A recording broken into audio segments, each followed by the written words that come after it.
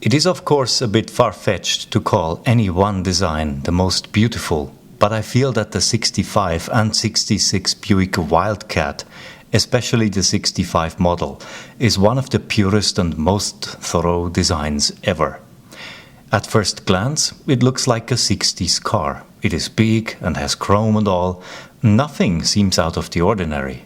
And that's exactly where this Buick's attraction lies. It wins me over, not with the things that it does, but with the things that it doesn't do. It has no one particular design feature that grabs attention. There is no overarching design theme which tries to set it apart from other cars in the market.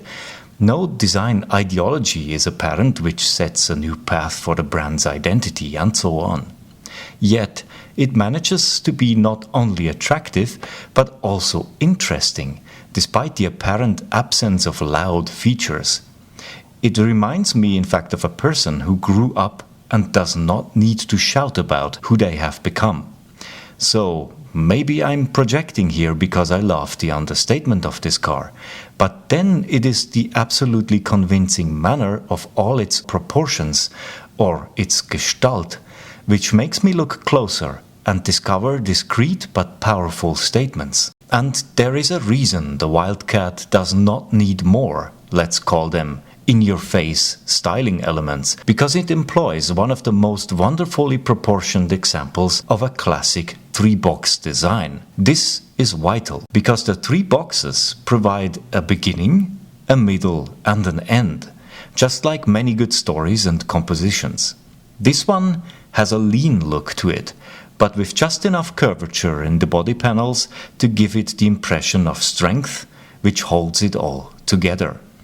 And the way the roof, for example, curves up is a great visual contrast to the body it sits on, but the sweep and angle of the C-pillar is just enough to make it flow into the body.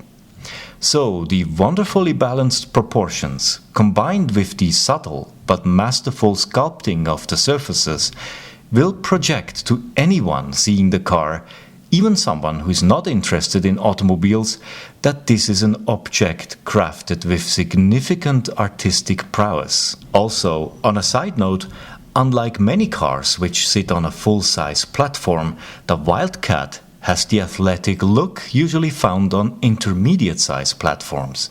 I know, there is also the stunningly beautiful Wildcat, which came before it. And one could make a strong case why this one could take the top spot, or the 66 and 67 models, for example. Or why not one of the iconic Lincolns from that era? All of these cars are stunning, but they all do feature design elements which take the overall character of the car into a either much more formal or a more sporty direction.